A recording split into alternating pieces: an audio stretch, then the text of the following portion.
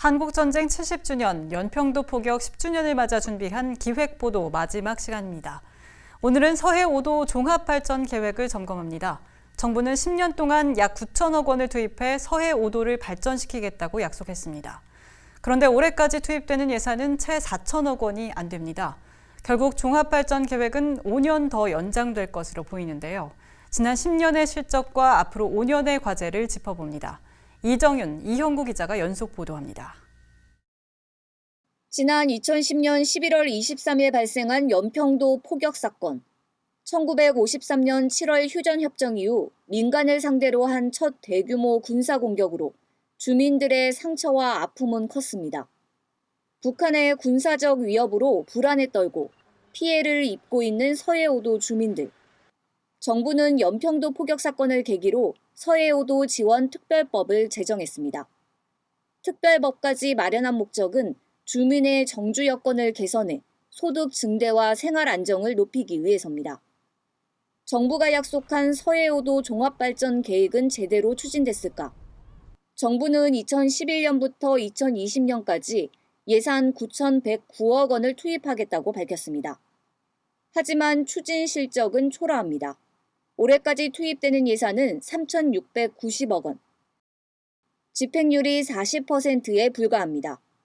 일자리와 소득 창출 기반 사업은 그나마 85%, 주민 안전과 대피 체계 강화 사업은 76%로 추진 실적이 상대적으로 양호합니다. 하지만 주민 생활 안정, 주거 환경 개선, 해상교통 확충 사업 등 주민들에게 실질적으로 필요한 사업들은 집행률이 당초 계획 대비 절반에 그칩니다. 특히 관광개발 및 국제평화 거점 육성 사업은 고작 4%로 말뿐인 계획이었습니다.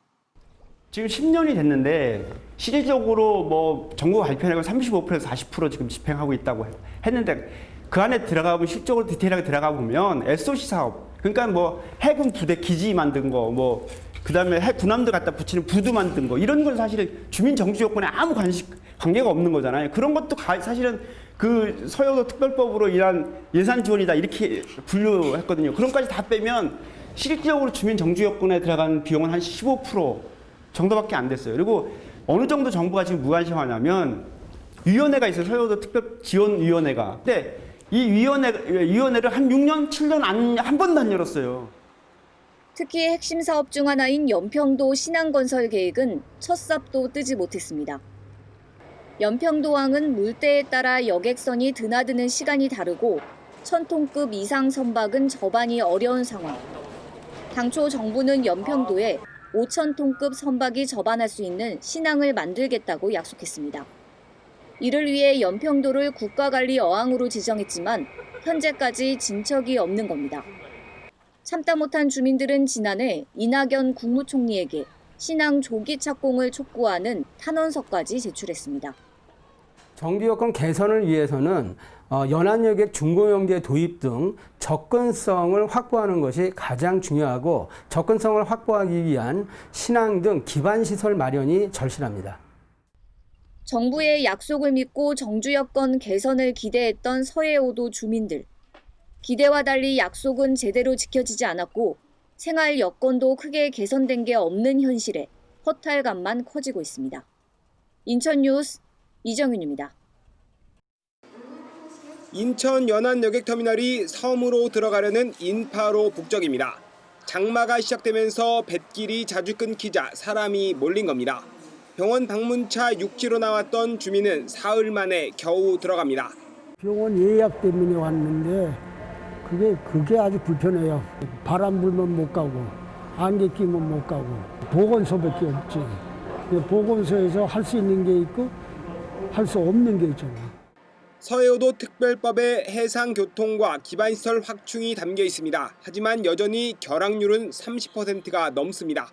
기상 악화로 인한 잦은 결항은 도소민들뿐만 아니라 관광객의 발을 묶는 등 불안한 운항 여건을 안고 있습니다.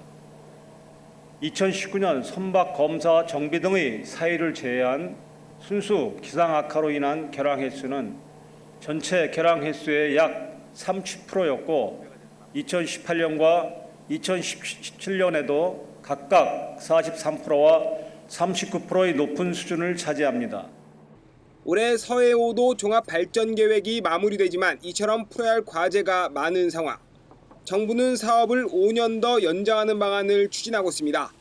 배준영 의원실을 통해 입수한 서해5도 종합발전계획 변경계획 추진 방향입니다. 정주 여건 개선과 안전 및 편의, 주민 체감형 3대 전략으로 사업을 계속 추진한다는 구상입니다. 사업 기간은 5년 더 연장해 당초 약속한 국비 지원 규모가 모두 서해5도에 지원하도록 한다는 계획이 담겨 있습니다. 또 정주생활지원금과 노후주택 개량 사업 등 정주 여건을 개선하고 일자리 창출과 노후어선 정비 등 주민소득 증대에 힘쓴다는 계획도 담겨 있습니다.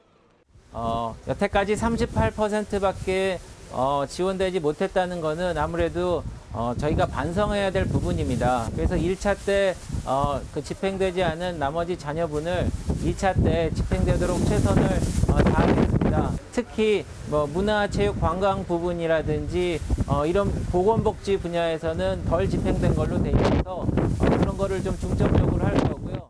백령공항 건설과 백령 연평항로 대형 여객선 도입, 연평도항 건설, 해저 광케이블 설치 등 4개 사업은 중장기 사업으로 분류했습니다. 2025년 준공을 목표로 추진된 백령공항 건설 사업은 지난달 예비 타당성 조사 문턱을 넘지 못했지만 관계기관 협의를 통해 계속 추진한다는 계획입니다. 또 기상악화로 인한 결항률을 낮추기 위해선 3,000톤급 대형 여객선 도입이 필요하다는 분석이 나옵니다. 다만 사업을 연장해 2차 종합계획을 세울 때는 주민과 시민사회 의견이 반영돼야 한다는 지적이 제기됩니다. 솔직히 얘기해서 우리 군수님도 오고 시장님도 오시고 많은 분들이 왔다 가요. 공무원들이 하면 뭐합니까? 이게 안 되니까 국회 올라가서 항의하면은 결론적으로 공무원들이 적어서 자기들이 필요한 사항들만 올려보내요. 아프다고 이야기하면은 어디가 아픈지 제대로 해달라는 얘기죠. 제대로. 1차 사업 종료를 앞두고 2차 계획 수립에 돌입한 서해5도 종합발전계획. 행정안전부는 해수부와 기재부 등 관계 부처와 협의를 거쳐 변경 계획안을 확정하고 하반기 중에 서해5도 지원위원회 심의를 받을 예정입니다. 주민들의 정주 환경 개선을 최우선 과제로 올린 만큼 서해5도 주민들의 목소리가 제대로 반영돼 실현되길 기대해봅니다. 인천뉴스 이영구입니다.